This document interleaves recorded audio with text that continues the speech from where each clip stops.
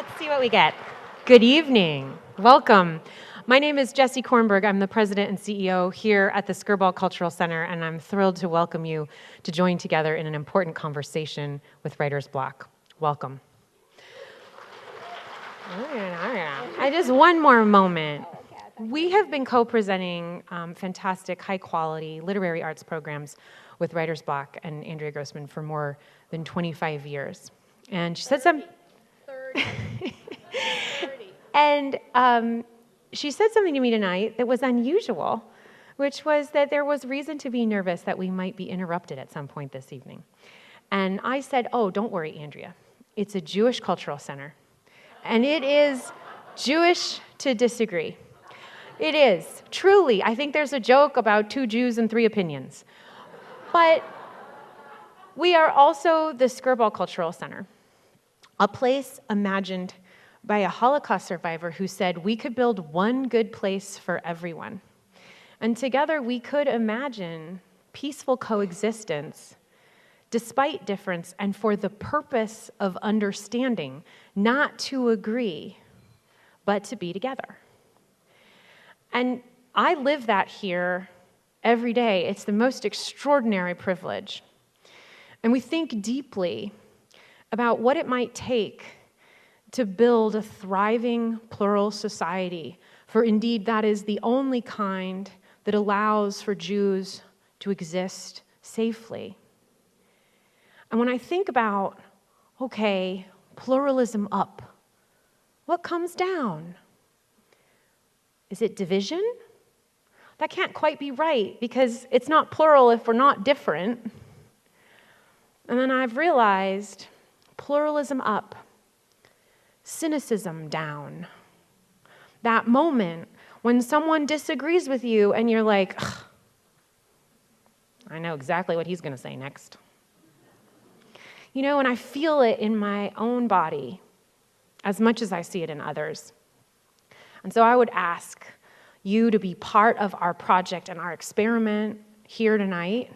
And in that moment, when you see something different and you disagree, celebrate that. And keep it to yourself. And listen. And with that, my beautiful partner in this work, Andrea Grossman. Thank you.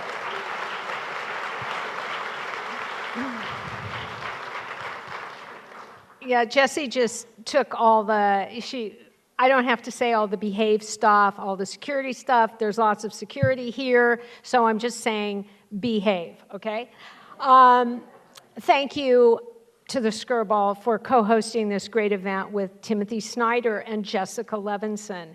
Perfect timing, right on the heels of such a successful No Kings weekend.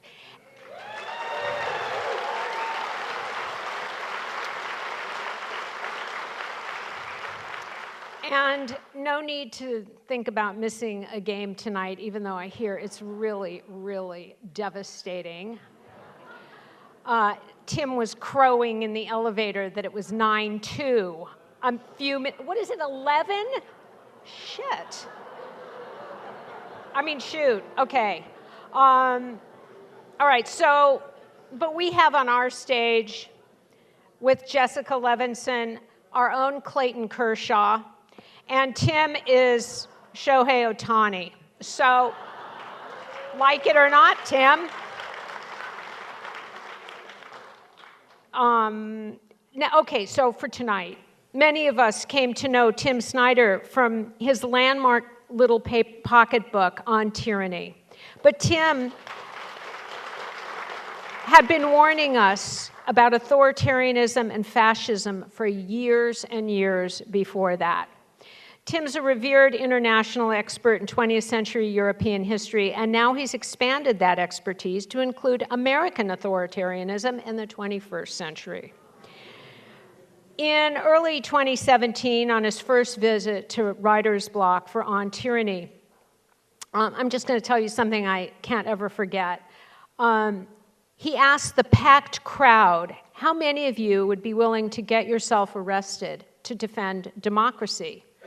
And 400 people in a room that sat 300 people We all raised our hand. We all, that's an easy question. Then he said, how many, so everybody raised their hands. He then asked, how many of you would be willing to lie down in front of a tank? Not so many. And then he said, how many of you would be willing to die?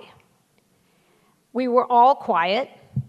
And then he said, well, you're not ready to defend democracy. So I wonder how many are ready to raise their hands in response to that question tonight. His recent book on freedom reminds us of how fragile freedom is and how it is the ultimate value in life. He reminds us what we need to do to pursue and preserve freedom at all costs. Jessica Levinson covers the fraught and often combustible collision between politics and the law. You see her on CBS and you hear her on Madeline Brand's Press Play on KCRW as she observes the Supreme Court and their sometimes bewildering decisions. Bewildering, that was a hard one to come up with. Jessica has the uncanny gift to interpret and explain complex legal cases and decisions into language that makes sense for all of us. She's a professor of law at Loyola, specializing in constitutional and election law. We need her. She runs the journalist law program at Loyola, as well as Loyola's Public Service Institute. In her spare time, she hosts a podcast called Passing Judgment. So thank you all so much. Tim Snyder and Jessica Levinson.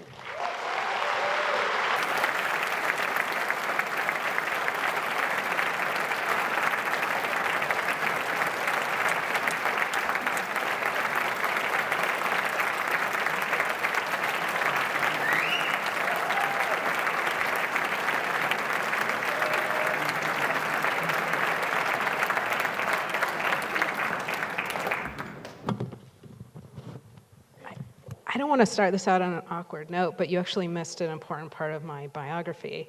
The first thing I ever did was I was a Blue Jay for a Little League team, and I know that there's a little game going on right now. What's the score?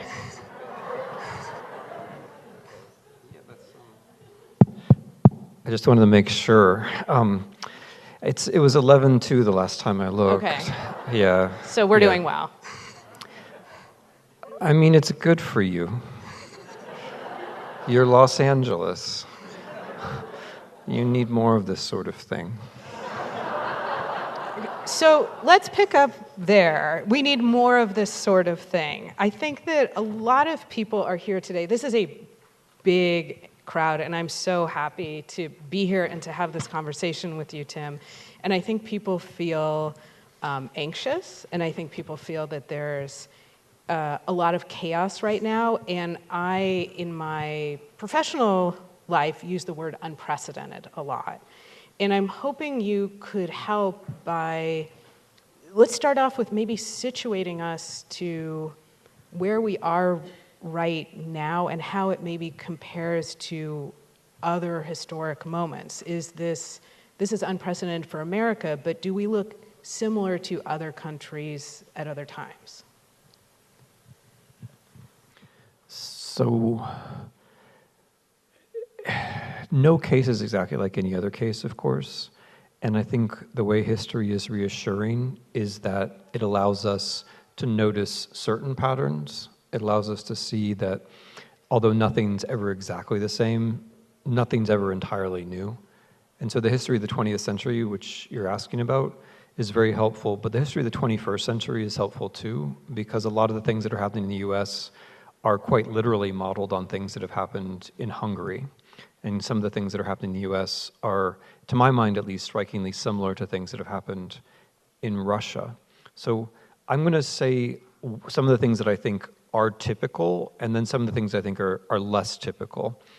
It is the determined attempt to pervert the law is typical of a Hungarian or even a Russian-style regime change, where you don't ever say that you're giving up the rule of law, but you manage to traduce it, you manage to change it.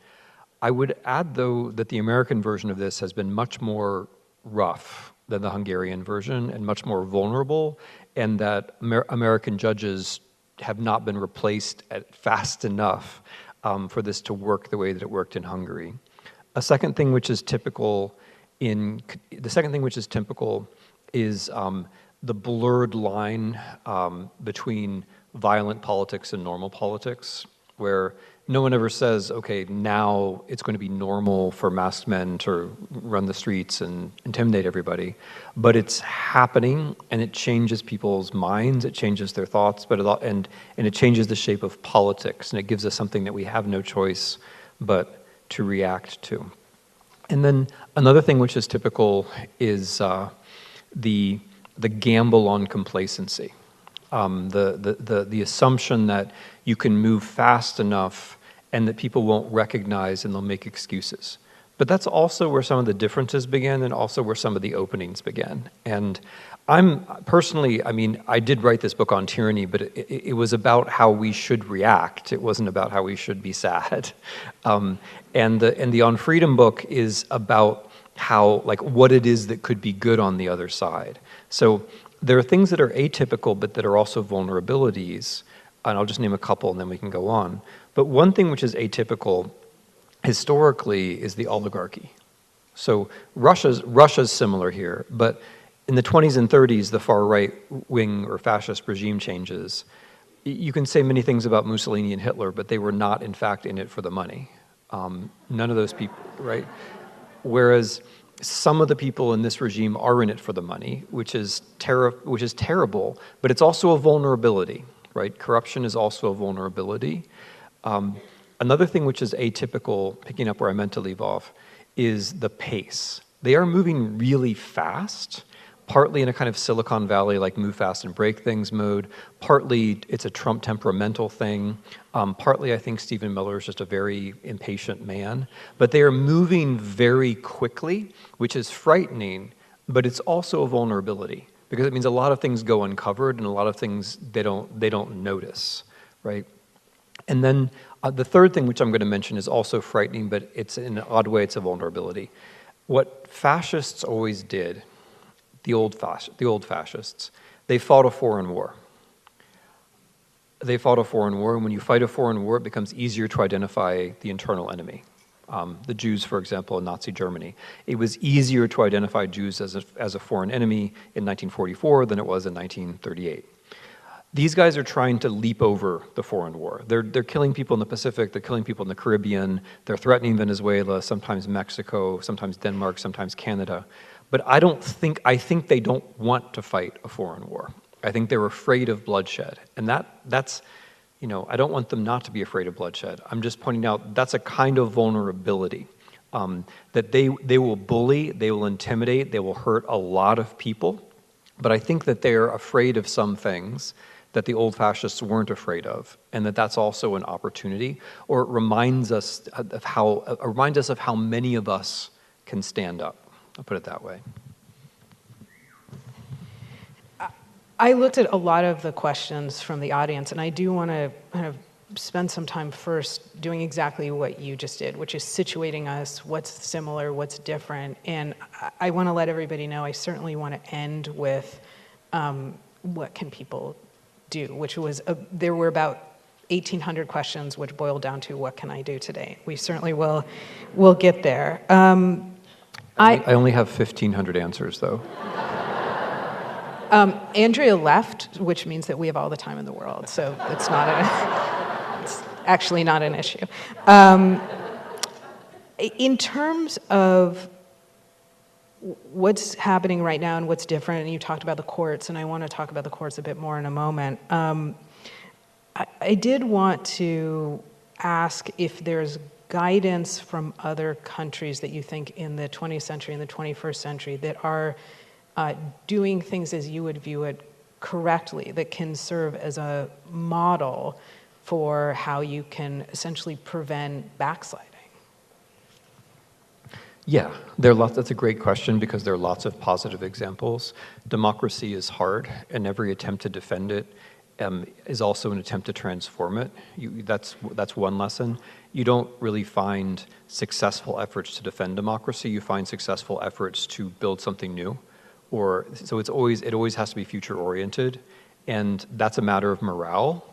In my view, it's also a matter of ethics, because the status quo is completely unsustainable. 2024 was also completely unsustainable.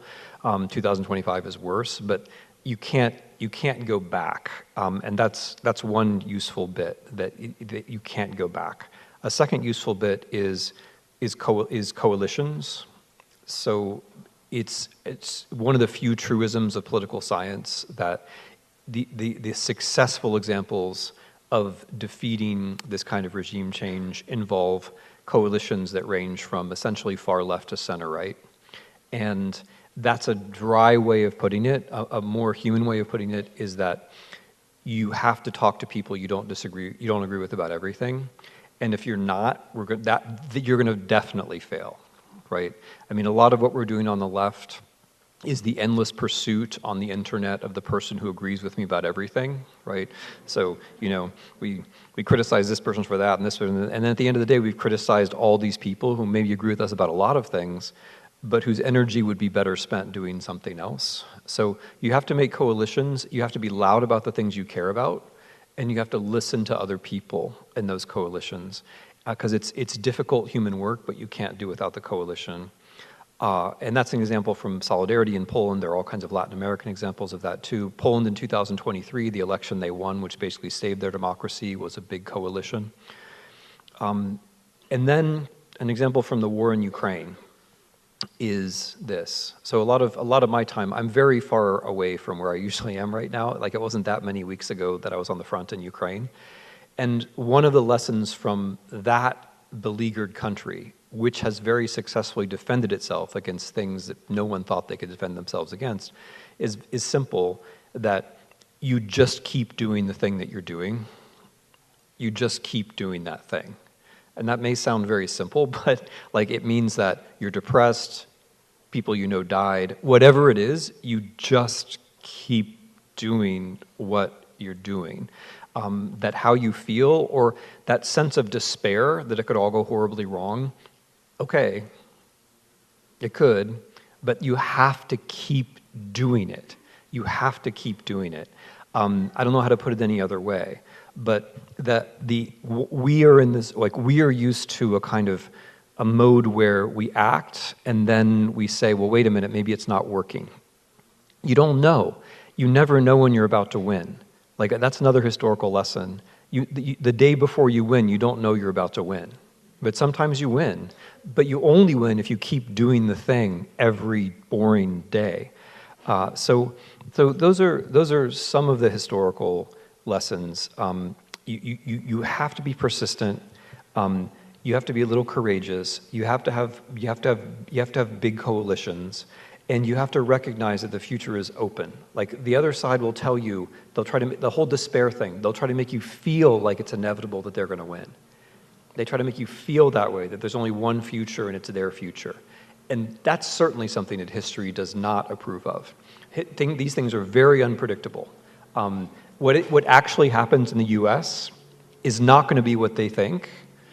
It's probably not going to be what anybody thinks, right? It's much more wide open than we understand. And that's maybe the ultimate historical lesson, that the horizon of possibilities is much broader than we see.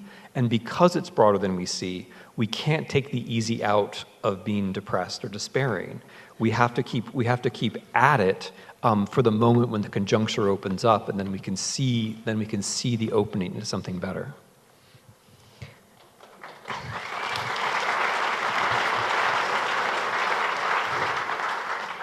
You gave me so many openings to follow up, and thinking about that, I want to come back to thinking about that horizon, but you did mention you're working the Ukraine a bit in Ukraine, and I know that people want to hear a little bit more specifically, for those who don't know, about what your involvement has been since the conflict started. And we all know that there was recently a meeting with Zelensky and Trump, and the reporting indicates that nothing specific came out of that meeting. So to ask you an unfairly broad question, at the end of October 2025, where do you see the state of affairs in Ukraine?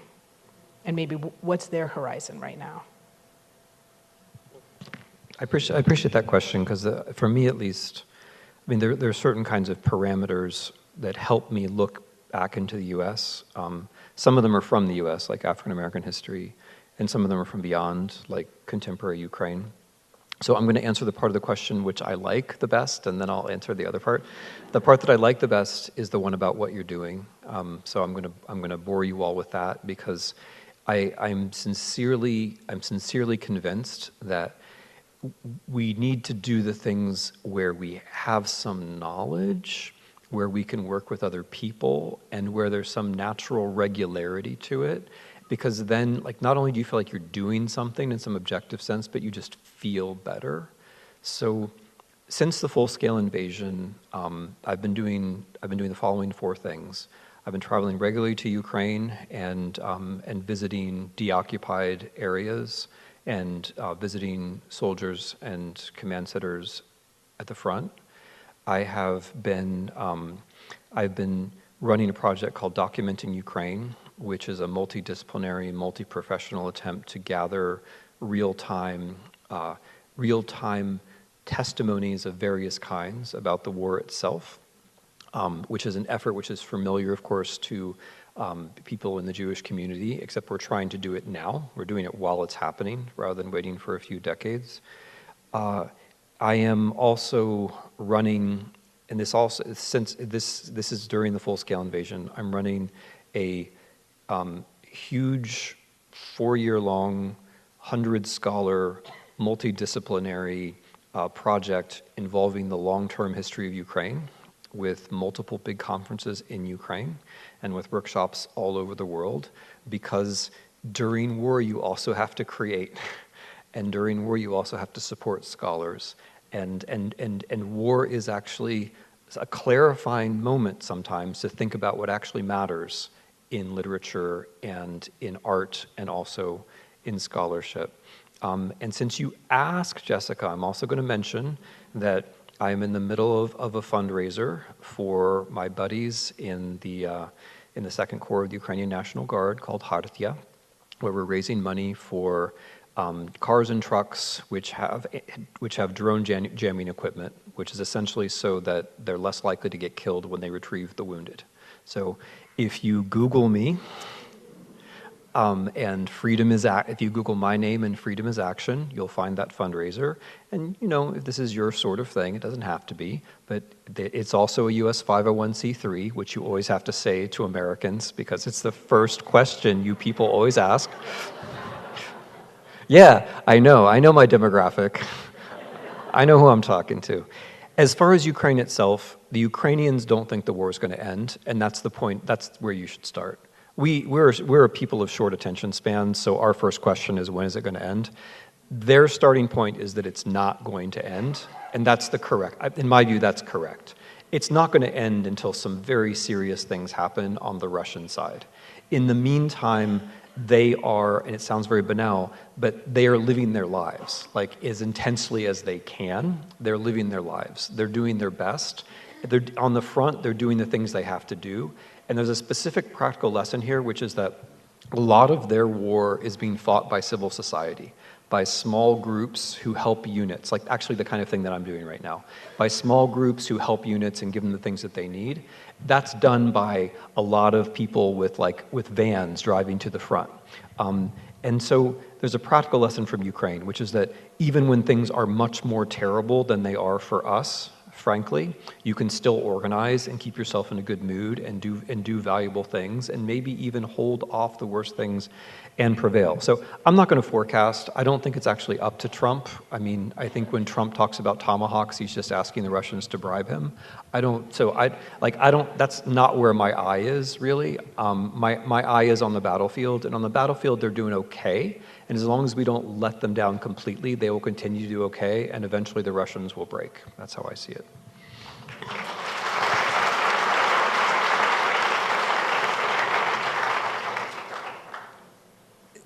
I am a typical American, so I always do look for an ending. But I'm not going to ask you to predict, but you said something that I'd love to hear more about, which is you said it's going to go on for a while, and it won't end until Russia does some very serious things. I'm paraphrasing.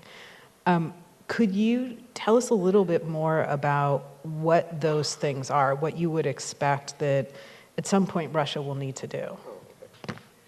Yeah, I appreciate the follow-up because I want to emphasize that the right starting point is that it's been a long war and it will probably go on for a while.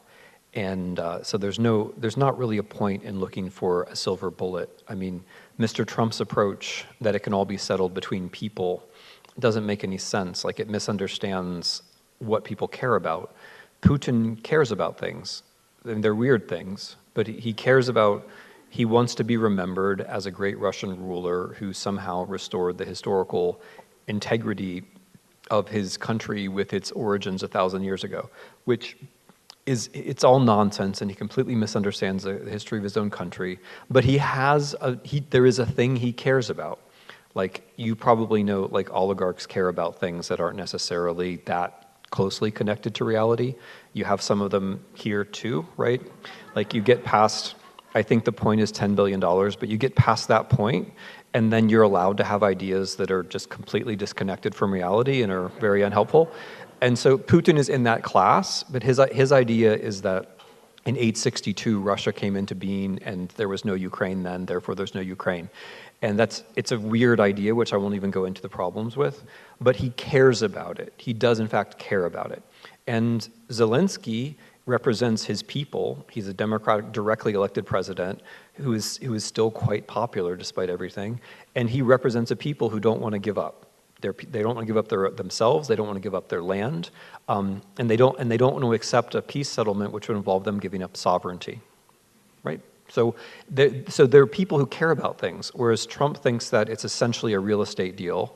And so if you get that is the paradigm, that if you got the two people in the room together, somebody gives the other person money, and then that person gives the first person land, and it's over, right? That's how he's thinking about it.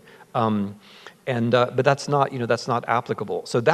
And this administration doesn't have, I'm not going to claim to understand everything you're doing about Ukraine. And in fairness, I want to say there are people who disagree with me about a lot of things who I agree with about Ukraine. And there are even people in this administration who are trying to do the right thing with respect to Ukraine. I'm not going to claim any inside knowledge because I don't have any.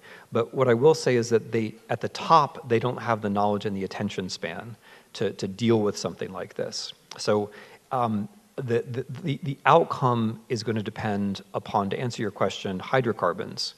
What the Ukrainians are trying to do is to hurt Russia where Russia makes all of their money, which is hydrocarbons. If we had serious hydrocarbon sanctions, the war would end. The economic basis will be pulled out from under it. And by things have to happen in Russia, I just mean they'll get a new leader, which they will, because no matter how many Putins there are, they're all mortal. Okay, that was an inside joke, not for West Coast people. They're like, I'm looking for my Ukrainians to laugh at that joke. But there will be a regime change in Russia. It will look very weird. It will seem alarming. It always does. But it will be normal from the point of view of Russians. Like, there's this weird American fear, especially in the Biden administration, that like we have to be concerned about the Putin regime falling. No, that's not, it's going to fall. That's not our problem.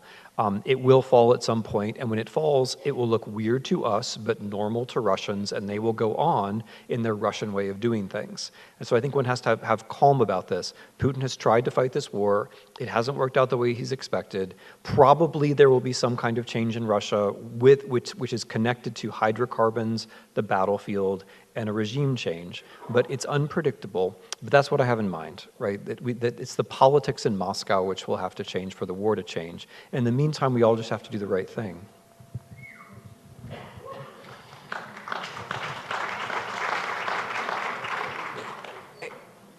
I want to talk about something else that Russia has been doing, but use that to move into a broader topic, which is the freedom of speech. And one of the things, obviously, that I think people talk about is Russia's efforts to affect presidential elections and whether that was done with mis and disinformation. And so I want to actually broaden out the question and ask you something that I get asked a lot, which is, number one, how do we spot mis and disinformation, and or what's a good way of trying to say, I see it and I'm not going to perpetuate it in our ecosystem, in our media ecosystem? Okay. So with Russia in 2016, I think that was a historic success for them. There were a lot of other things that contributed to Trump winning, of course, and most of them have to do with the United States of America, and we have to take responsibility for them. And in a sense, we have to take responsibility for Russia's intervention as well, because the folks who were in power in 2016, the Obama administration, didn't take seriously enough the cyber war which was carried out against the United States at that time. There was a lot of complacency about Russia in the Obama administration. And when they were intervening, and it was known they were intervening in 2016, the notion was Clinton's going to win anyway, this is all going to come out in the wash. And that is, in fact, not what happened. And if Trump didn't win in 2016, he wouldn't have won in we'd be in a very different, as the kids say, timeline. On the general question, I want to take a step back and just say that it's the overall, rather than misinformation or disinformation, I would just speak about the overall information environment in which we live, where the basic mistake was the libertarian premise that the internet is, special, we just have to not regulate it, and, wonderful things will happen, and the truth will always rise to the top. But the truth never rises to the top. Not on its own. And every new medium, the newspaper, the radio, even the printing press, every new medium causes incredible chaos, incredible cognitive chaos, and this was not going to be any exception. It's not clear that the internet is worse, honestly, than the printing press, but which led to the death of a third of Europeans in a couple of generations. But it's very, very, very disruptive. And so the notion that it would just be, by the course of nature, it would just recreate what we have, but better and faster, that was a terrible mistake, and it was a mistake that Americans uniquely made. No one made that mistake except us. There were authoritarian regimes who saw how you could use the internet. There were other democracies who regulated it more, but we uniquely took the path of anything goes. And so we have paid a real price for that. So if we ever get out the other side of this, one has to be thinking about how you restructure social media, and also how you restructure schools so that there are far fewer screens in them. One has to think about this as a much broader question before you even get to Putin and before you even get to Trump, who are in some sense epiphenomenal to all of this. But fundamentally, I think of this as a positive question, like what do we do instead? And I'm spotting misinformation, disinformation is a lot harder than I've got a reporter at the Philadelphia Inquirer who I really like, or I've got a reporter at The Verge or Wired or 404 who I really like, or I've got a News Digest in The Week or The Guardian that I really like. It's much more important to support the actual reporters doing actual reportorial work. And there are, there are about as many of them now in the U.S. as like you guys, where they're not, slightly more, but same order of magnitude. And we have to support those people. We have to pay the $20 or the $40 a year to subscribe to stuff. And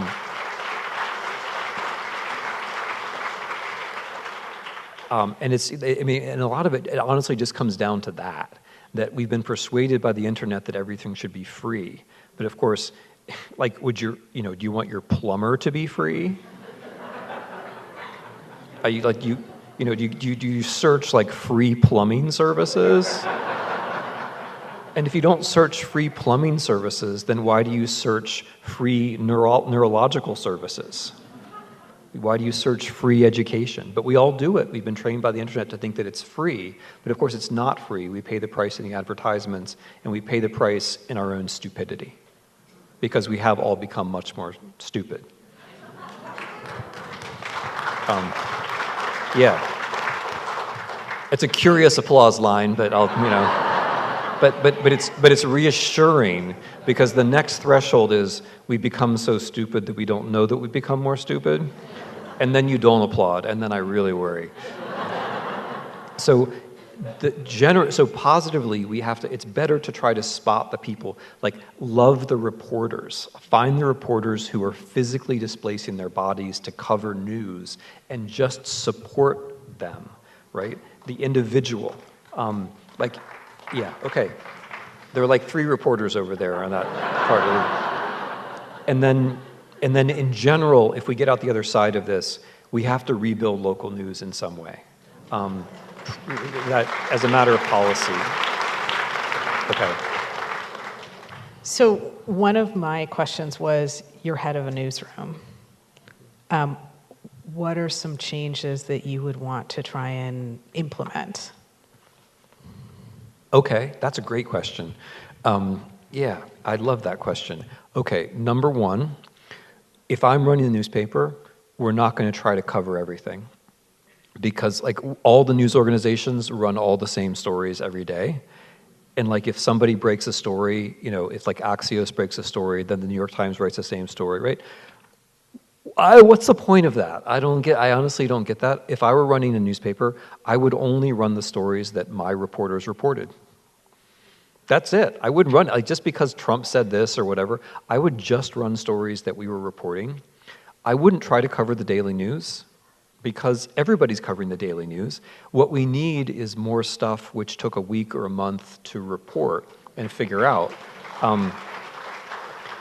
Because like most of the stuff that's in the daily news is actually misleading in some way or another. Even if the New York Times feed is doing its best, it's still misleading, right? Because you're basically typing what they're telling you to type, And we need more reporting, where the reporter actually has time to figure out what's going on. So I would only do that. I wouldn't try to report everything. I would only report the stories that we personally reported. And I would insist on clear conceptualization, including, which includes the motives of people concerned. And the one thing, that I would keep a vat of acid in the back that I would throw myself into the moment. I don't know, why do you think that's funny? Like, what is this appetite for my destruction? This is the West Coast humor. I traveled a long way to be with you people. The moment that any of my reporters both sides, I would throw myself in a vat of acid because I would feel like I hadn't done my job. Because the both-siding thing is just intellectually completely indefensible. The whole idea that Jessica has an opinion and I have an opinion, and therefore the truth is in between, is insane. That is insane. That makes no sense, right? And I mean, and there are people who are even less wise than the two of us. But like in general, the whole notion that the way to get to truth is you take two people and you ask them questions and then you point to the middle, that just doesn't make any sense, right? Except as a way of avoiding lawsuits and except as an algorithm for doing your job, right? Because that's what it is. It's an algorithm. I did this, I said that. But I don't, the truth is the things that you find out when you report. The truth is the thing that you independently come up with. It's not the balance between this opinion and that opinion. So vat of acid in the back, that would be the final feature of my newsroom. You got a lot of applause for self-harm. I don't know what that was about. I did hear you say that America has been uniquely bad at how we have regulated or perhaps not regulated the internet. That part of the problem has been this laissez-faire approach and the idea that the truth there's this grand marketplace of ideas and the truth will rise to the top. And I really appreciate your answer about newsrooms, and I did hear you say we need to restructure social media. And the reason in part that I wanted to loop back to this question is there were a number of questions about the No Kings rally. And I think a number of the questions were, I know I went, and everybody who follows me knows that I went. But how do we reach the people where they have completely different social media news feeds or completely different media ecosystems where maybe the No Kings rally isn't covered at all. And so winding our way into, I think there were a number of questions getting to the idea of, if I'm in this silo and you're in this silo and I really want to have a conversation with you and I really want you to see what I view as reality, how do I get that?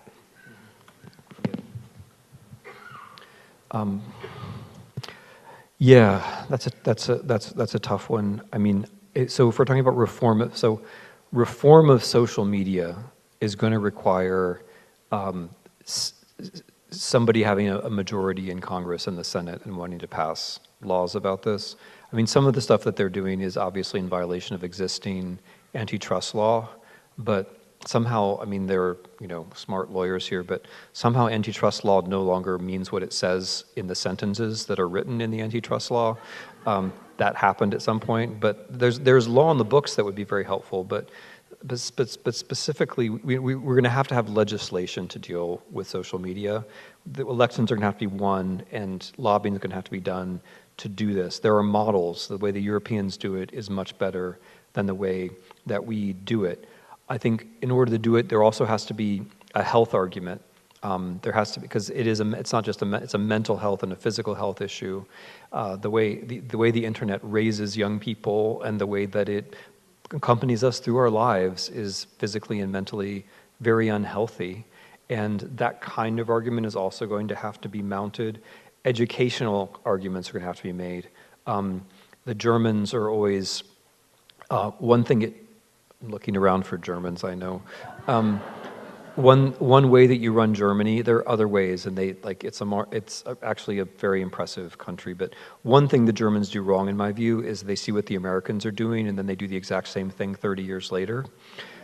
And so right now they're getting computers into schools, and I'm just saying no, just skip that step. Just don't do it, because of course all the elite American schools have pulled the computers out, right? And so just skip the whole step of putting computers in schools. Just skip it, or be very thoughtful about it, because we need to be thinking about education as a space where the kids can get away from their phones, because they generally not at the surface, but at some level want to have a framework where they can be with other humans, but that framework has to be built for them. And I may say this as actually I'm not a failing parent, because I'm sure my daughter's not on her phone right now because she's at the Jays game. So this may be an evening when I haven't failed as a parent. But we have to mount health arguments and educational arguments and other sorts of arguments so that we have a strong case to make about why we're regulating it. And then on protests and how you can, so honestly, this is one reason why we are protesting, is because of social media. That's one reason why there are many good reasons to protest. It feels good, you meet new people, you do send a message, although maybe not as far as you would like. But honestly, it's kind of back to smoke signals. You protest because of social media, because it's kind of it's one of your only chances to actually reach people. In Cincinnati, I was at Cincinnati for No Kings, and I'm posting the video tomorrow morning if you want to see it of what I said. But I was really pleased by the diversity of people who were there and the numbers, but you could also see people who were not happy bouncing off of it, right? There were people who were not happy, who were making fun of it, who were counter-protesting, whatever. But they did see it. They did see that it was happening. So I don't have a great answer for this, except to say that the protests itself, one of the motives of the protests themselves is to try to make some headway on this problem. Sophie, are you on your phone? Am I a failing parent? I mean, if your child is awake, this is a win for you. Yeah, well done. Okay, thank you. She was nodding off earlier, but... Yeah. But in her defense, she fell asleep when I spoke to Justice Breyer, so it's a routine. No, when I've been talking, it's been okay. Okay, it's when I... Sorry. I was going to serve up a nice question, and now instead. No, actually, so I want to come back to protests, and I want to come back to how to make protests more effective, because I also sense that there was a lot of curiosity in that. But I've heard you use the word education a number of times, and one thing that I did want to talk to you about, because I think people want to hear it, is, in my view, so many of the issues that we're struggling with do relate to educational problems. And I've heard you say that there's one thing that it seems you would espouse, which is taking the screens out. But it seems to me that you likely have thoughts on much broader reforms in our educational system. And I think so much of what's happening is just trying to educate people, let's say, later than is ideal. Are there some, I know you're not an early childhood educator, but are there some reforms that you would like to see in our education system where we can show people maybe being an active citizen is not voting every 2 or 4 years. It's a lot more than that. Yeah, it's interesting that you should ask, because you're right, I'm not an early child educator, but I have become convinced, and this is a major theme actually of the Freedom book, that the first 5 years of life are more important than any other period, specifically for freedom. So like in our way of thinking about freedom, we generally imagine a kind of ideal adult, usually a male adult, but somebody with probably a white male adult with property. But we don't ask any of the questions about how that person got to that position where they seem free and where their only problem seems to be that somebody might take their property away, which is how you get to the negative freedom notion, which dominates the US in the English language in general, the idea that freedom is just a matter of the government taking something away from you. Whereas in fact, to be free means to have meaningful moral choices in front of you that you can not only make, but then realize practically. And if you think about freedom that way, more positively, then it's clear that you have to care about life from childbirth forward. You have to care about things like health and early childhood education in particular.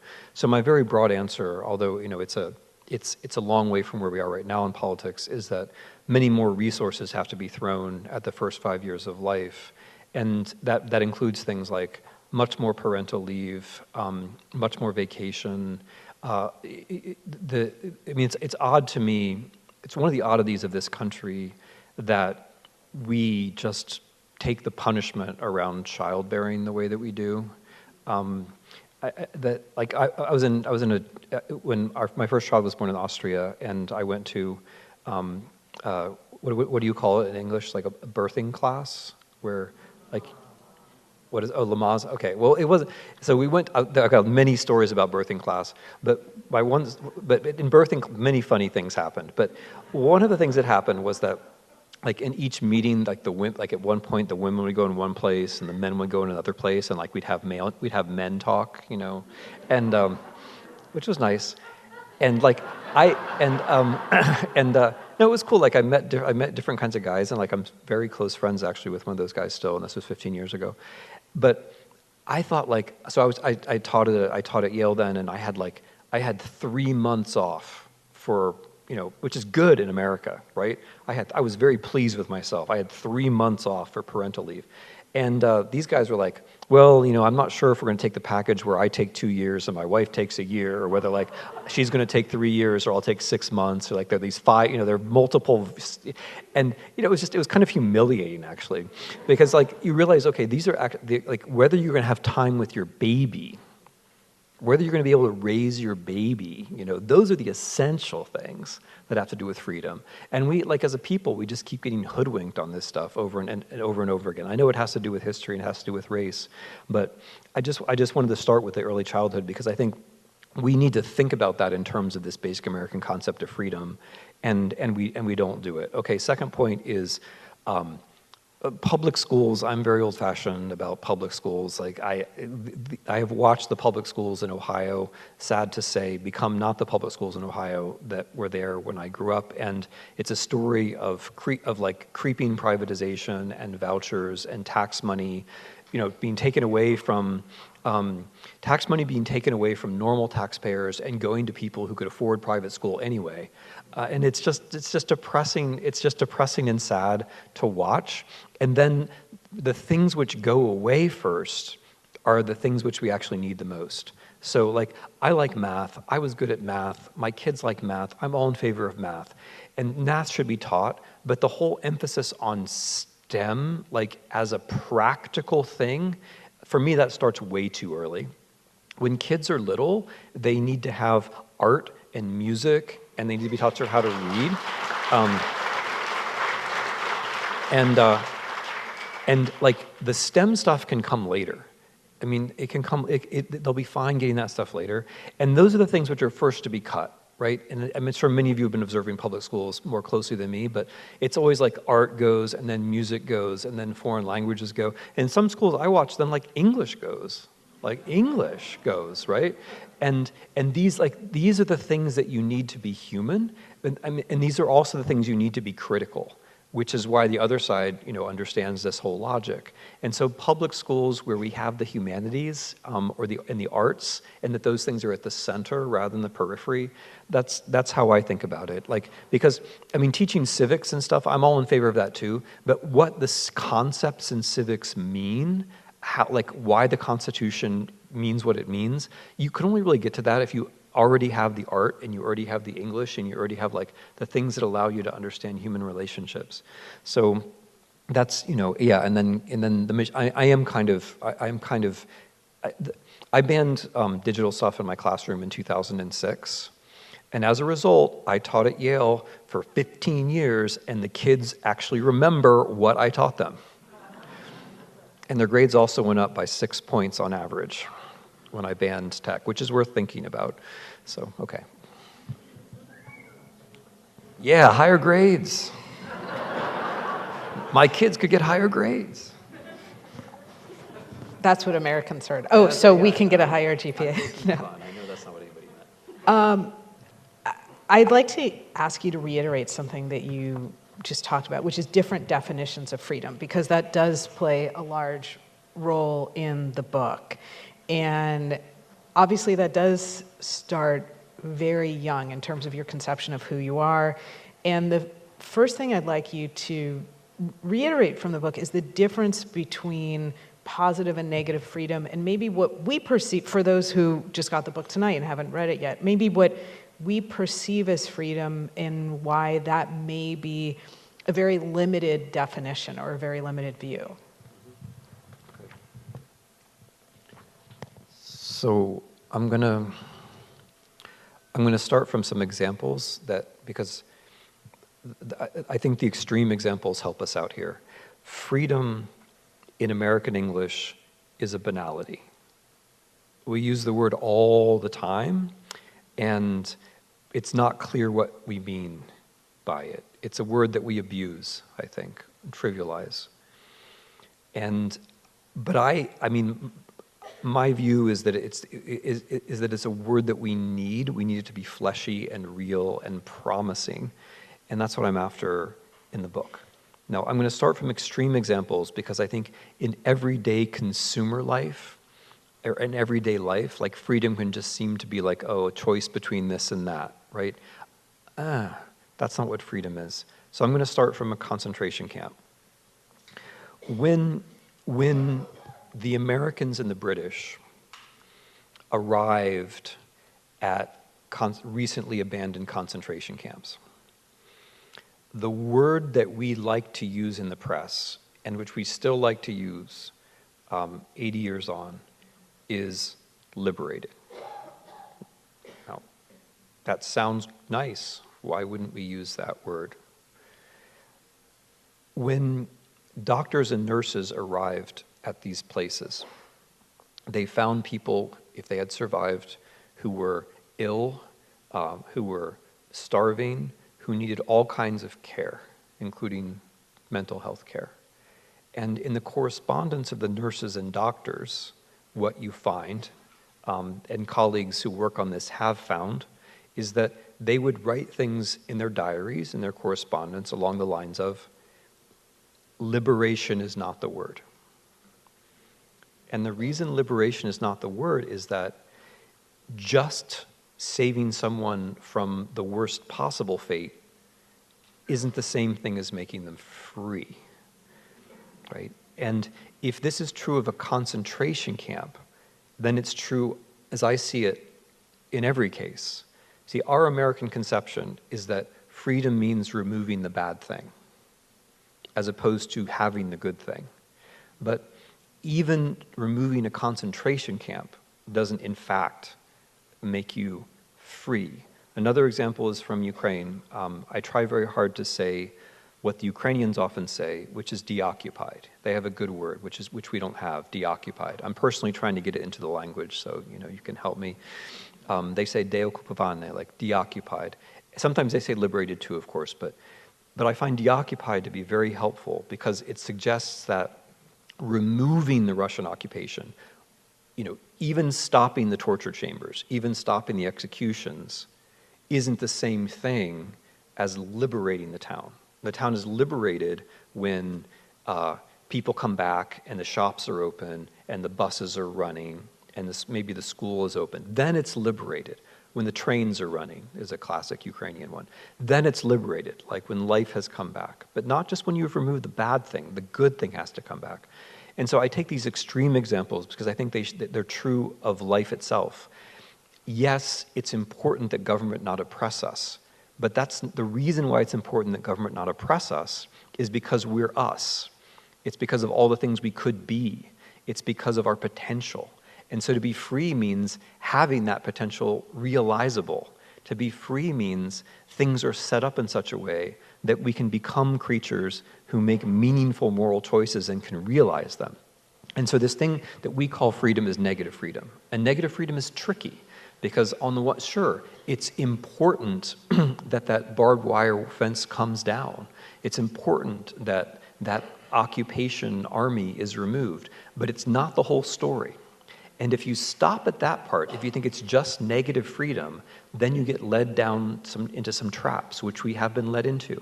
So for example, if you think freedom is only about government being held off, then surely if there's less government, we must automatically be more free.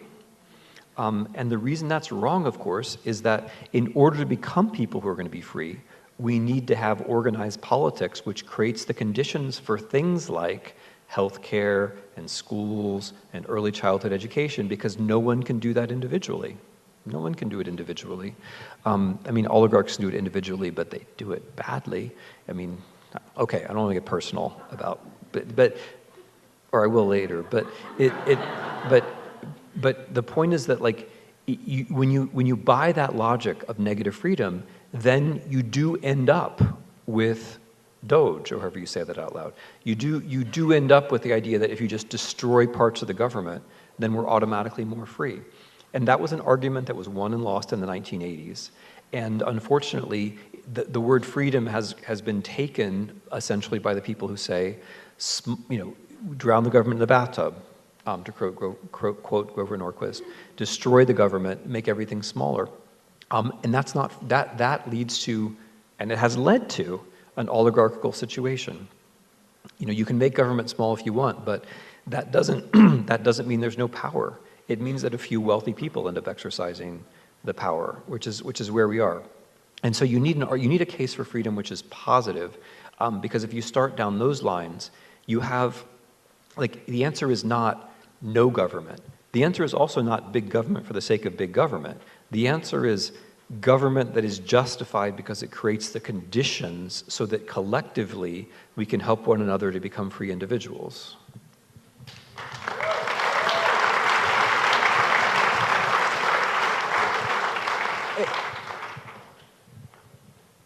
How do I know when I'm free? Yeah, I think if you're asking a question like that's a very good sign. ChatGPT gave it to me. Yeah, Jessica's next question is like, how do I know I'm human? Yeah, I mean, I think it's a really good question because freedom is something that it's easy to be mistaken about. I think it's legitimately hard to know about freedom, and I think that's good, or I think it's necessary. That by its nature, freedom can't be easy. If it were easy, then it would be something besides freedom, because freedom is about, I mean, essentially difficult character of the world that we face, which is that there are many, many good things, and they contradict each other, and we have to choose among them, and there is no one right answer, but the person who's pursuing some kind of answer of combining these good things is a free person, and a free person is going to recognize that there's no one right answer, right? The person who thinks there's one right answer, that there's one good thing, and that everything else is under that good thing is a totalitarian, and that person is not going to be free and is not going to create conditions for freedom. But also, and this is more common, I think, in the third decade of the 21st century, people who say that there are no good things, right? Nothing is true, nothing really matters. Those people aren't going to be free. They're going to be sneering, they're going to be narcissistic, but they're also going to create conditions where other people can't be free. So it's hard to be free. I'm going to give you another I think is very interesting. Empathy, right? So in our discussions of freedom, we don't talk about empathy, right? Like a free person is like the hard-headed individual who knows exactly what, and I'm using the pronoun advisedly, exactly what he wants. That's a free person. It's not about the other person, but like on the contrary, empathy isn't just about being nice.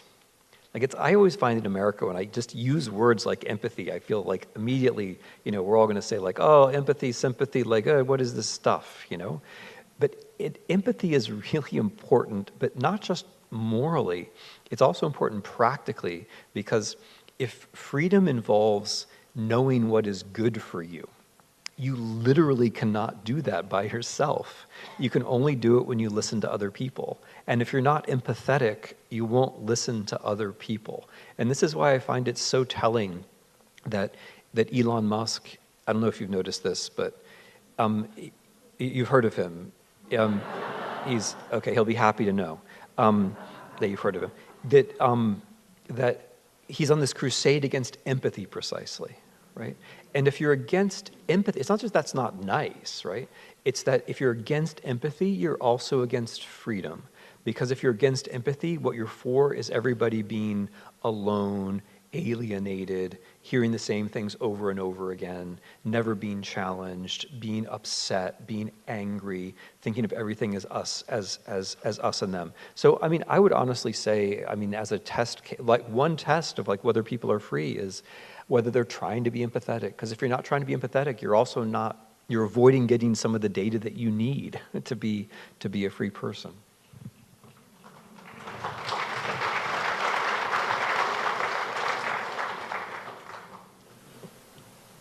I think you explained really well what the government can and cannot do and how that calibrates freedom. I want to talk a little bit about what the government is or is not doing right now in America in 2025. And specifically, I want to talk about from a historian's perspective, and you did mention judges and lack of turnover briefly. From a historian's perspective, what does legal accountability and or an active judiciary during the Trump administration look like to you?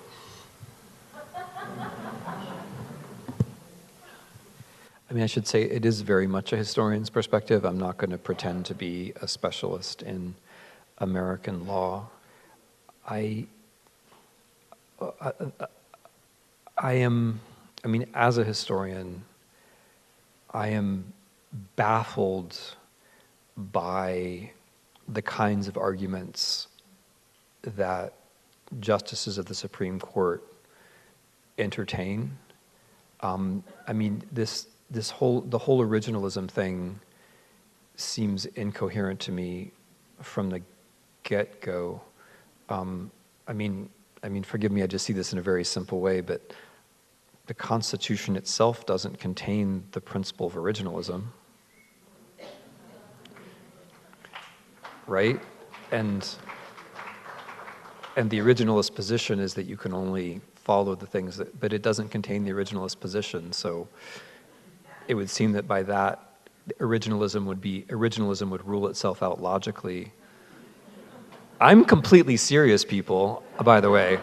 But even, I mean, but then beyond that, it seems like there are things, like freedom of speech is a good example, where we're so, especially at the top of the court system, we're so wildly influenced by the social flavor of arguments that we're not actually taking things seriously. So freedom of speech, the Supreme Court tends to understand freedom of speech in what I take to be a radically libertarian way, where the main problem with freedom of speech is that, you know, a billionaire who manages to get a lawsuit together that gets up to the Supreme Court might not have been able to do all the things that that billionaire wanted to do. Whereas what freedom of speech is actually about is the ability of the least fortunate to make their voices heard. Freedom of speech is about speaking truth to power. That's all it's about. And that's like, that's a very strong argument that goes back 2,500 years. The notion that freedom of speech is chiefly, in some sense, about money, or that about the circulation of money, or the ability to fund a political candidate with your money, that's an incoherent, stupid argument, which goes back about 25 years. And so it seems like, it just seems odd to me that they can take so seriously, like that if they're, like originalism makes no sense to me, but if you're an originalist, like why are you then so obviously swayed by like just fashions in your milieu? And I mean, I don't know these people personally, but there is a weird naivete to these rulings, like the one about, I mean, I thought the one about immunity, I mean, in my limited knowledge, I thought it was like completely indefensible in itself, but also just like the, I mean, you can't like, I have this view that cynicism and naivete are actually much closer to each other than you think, but like that people who seem to be very cynical, or like the Kavanaugh thing with like, you know, federal officials will briefly stop. I mean, like what world are you living in? You know, like that's so incredibly naive, or is it cynical or is it naive? I'm not, you know, it's one or the other or both. So that's the Supreme Court for me. The second thing I want to say about the courts is that it goes back to protest, actually. There are a lot of good judges out there of various political convictions, or who are appointed by people of various political convictions, who actually do believe in the rule of law and are trying to get this right. And yeah, I mean, what I want to say though is that if everybody else, if everybody else gives up, they'll give up too, is what I want to say. So like those people are hanging on because they think that we still want the republic. But if it becomes clear that we don't want the republic, like if we don't protest or if we don't do other things, they can't hold on by themselves, right? So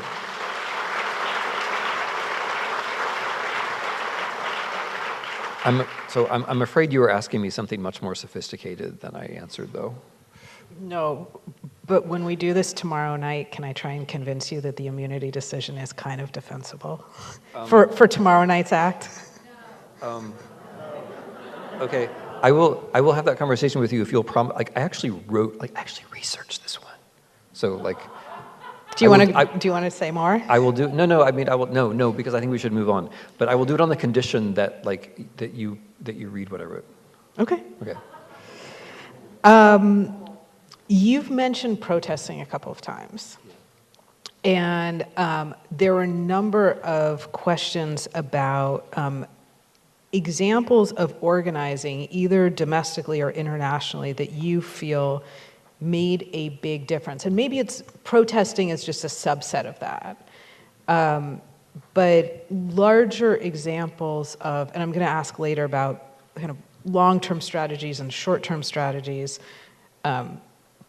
but are there historic analogs where you look and you say, that on the ground, grassroots organizing, that made a big difference. Okay, I'm gonna answer that, but I want to start in a certain way. So in the week before this last No Kings, I was in the Northeast. I went to Ohio and did No Kings in Cincinnati, but I was in the Northeast and I was talking to folks who, let's say, like in a rough sense, would be in our milieu, and a number of them didn't know that the No Kings protests were on Saturday. They didn't know, and that's akin to this view that one hears, maybe not quite in my milieu, but adjacent to it, that there's not really any point doing a protest. Like, what difference does it make? It's not really my kind of thing. And you get a lot of that. I mean, I have this, okay, here's an analogy. I think a lot of, there's a big class of political commentators or analysts, which has extended deep into the internet. And those folks tend to treat politics as though it was a sport, and there are two teams, and those two teams are playing each other, and basically it's your job to describe the antics of the two teams, and because they're two teams, they're basically equal, right? It's not that one is, once you go this route, you can't really say, oh, one team is not playing by the rules. You kind of accept that they're both playing by the rules, and then you're an observer. And then the people who are reading your work, they're like the spectators, right? They're just watching the game. And I feel like that way of thinking about politics has had this kind of hypnotic effect on us. That some of us are intensely writing about the game, and it's treated like a game. And then others of us get upset or excited about how the game is going. But in some way, we're also treating it like a game, where we're supposed to stay in the stands, is where I'm going with this. And the thing is, we're the umpire. We're the umpire. We have to be on the field. We have to be on the field. And I feel okay, maybe that analogy didn't help. Maybe you're having a bad day with the sports analogies. But it seems to me that there's a basic insight there, which is that you have to be on the field. And being on the field's a little bit uncomfortable, right? It's easier to be in the stands or watching on TV. But you have to do it. There's a very important political and moral significance to being on the field in some way. And so I guess where I wanted to start was that a lot of my conversations with people in the US are this tactic won't work. And there's this kind of wisdom about it. I feel smart because I'm saying this tactic won't work. No tactic on its own will work. What works is a whole bunch of different tactics. But if you keep saying this won't work and that won't work and that won't work, well, yeah, because you're not doing any of them, right? But if you do one of them and other people do the other of them, then you end up with a concatenation which may actually have an effect. So I just wanted to start with that. I really, this is not where your question led. It's just been on my mind that there's a whole kind of school of well, is this one thing really going to work? And let's talk about this one thing.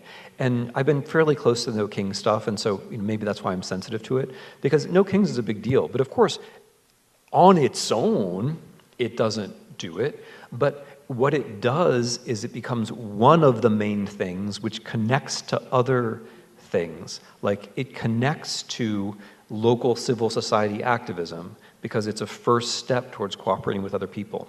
It connects to morale and victory over individual despair, because when you're out with other people, you're likely to feel better. And it connects with coalition building, because in the end, the coalitions that win are usually there's something like mass movement plus opposition political party plus a bunch of other groups plus some clever lawyers, plus some people who came up with some tactics that no one had ever heard of. But it looks like that, but you can't do it without the mass movement. The mass movement has to be in there somewhere. So yeah, of course, and there are great social scientists who work on this, and I'm not one of them, but the data is really strong that determined, persistent, nonviolent protest will work over time. The data is actually clearly on the side of that proposition. In my little part of the world, Solidarity in Poland definitely worked. The coalition in 2023 in Poland definitely worked. In 2005 in Ukraine, a big coalition managed to get free elections back.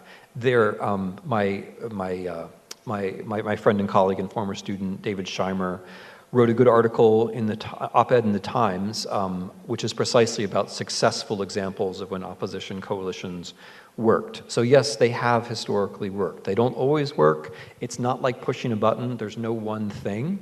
But yeah, they do work.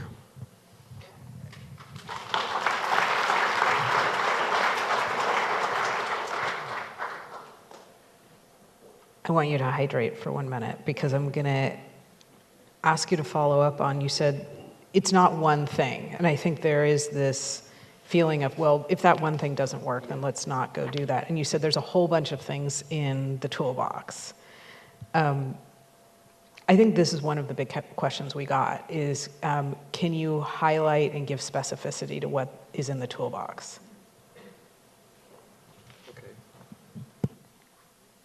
I'm gonna take that one a certain way because one of the things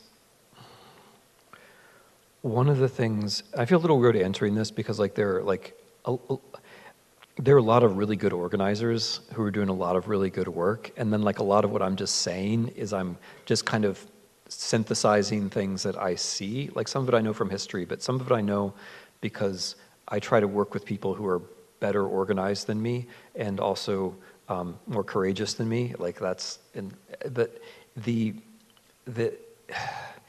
one thing which troubles me, as I mentioned, is the notion that this isn't the magic bullet, therefore let's all be cynical and do nothing. But another thing which worries me, and it's maybe it's more benign than that, is the notion that the thing that I'm doing has to be the thing. Right, but there's no thing that you're doing that's the thing. One way we get overwhelmed is we think there's nothing I can do, but there's nothing I can do in the sense of Hollywood movie. Oh, sorry. Wrong crowd. Everywhere I go, that's an innocent example, but suddenly it's not. But there's nothing you can do in the sense of immediate happy ending for everybody, right? Yeah, that's true. There's nothing you can do. There's no one thing you can do which can stop it all. And I think that's where we go wrong, and social media definitely makes it worse because social media piles on with the narratives of despair, and it also just saps our energy. So, I just want to confront this one directly. It's not about you being the person who fixes the whole thing. And when we think about it that way, then we do become depressed and inactive. It's really just about doing something. Honestly, if you're doing something, if we were all doing something, I would be confident it was going to be okay. I really would.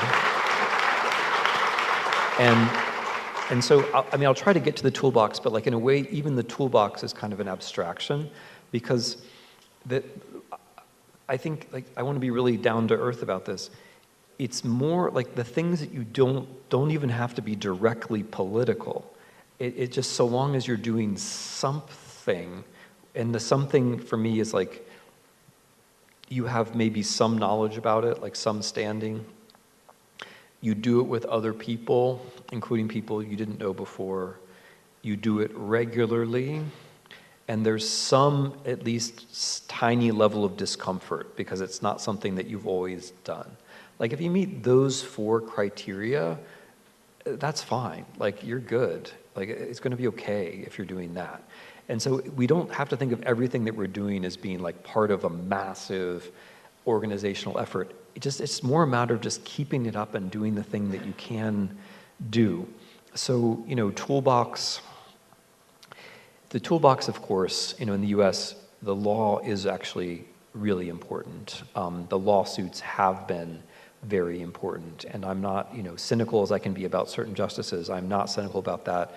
That has made a difference, and some judges have behaved incredibly well, and some lawyers have been incredibly smart, and some firms have been courageous. That's part of our American toolbox. So another part of the American toolbox is mockery. That like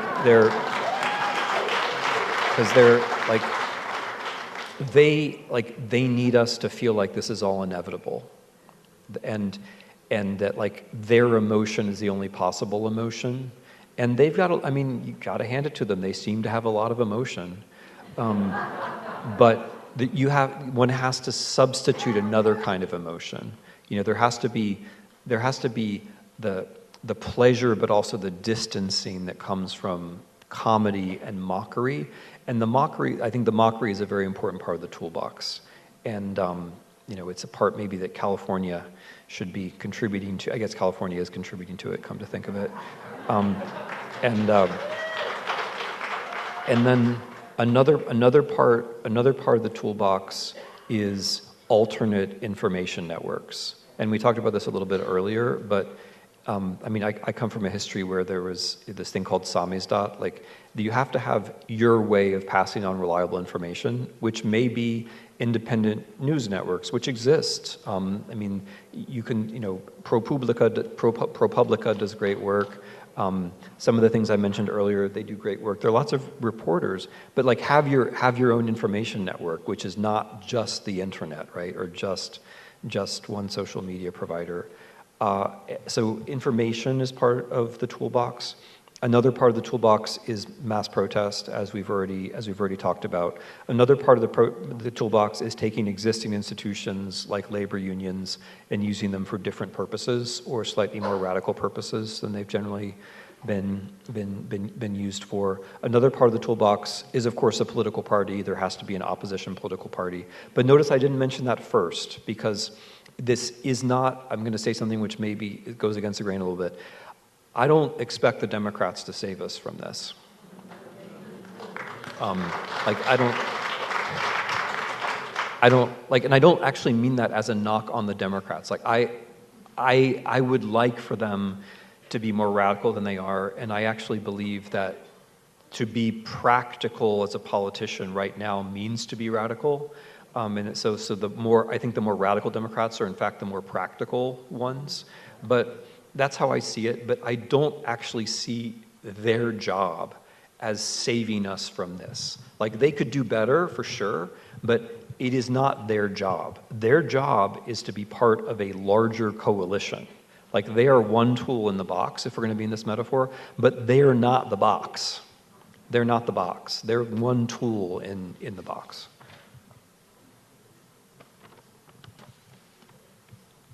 Thank you so much.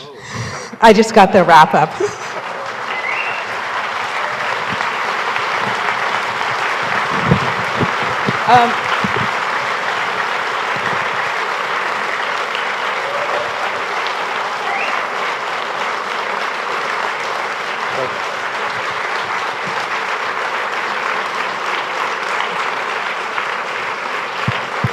All right, but we didn't, hold on, but we didn't do the hope part. So here's the hope part, okay? We didn't do the hope part. The hope part is real, and it's actually a response to some of Jessica's questions about organization and tactics and toolbox. You have to have a vision of the future, and you have to have a notion that things in this country can not just be a little bit better, but much better than they are. That we need that. And as we resist, oppose, dissent, act, we have to model that future, because more bad things are going to happen before good things start to happen. But when good things start to happen, how we behave now is the template for what we will be like when we get out on the other side. So it's very important to think about a better future and to try to model that better future. I just wanted to make sure that got said, because that's really important.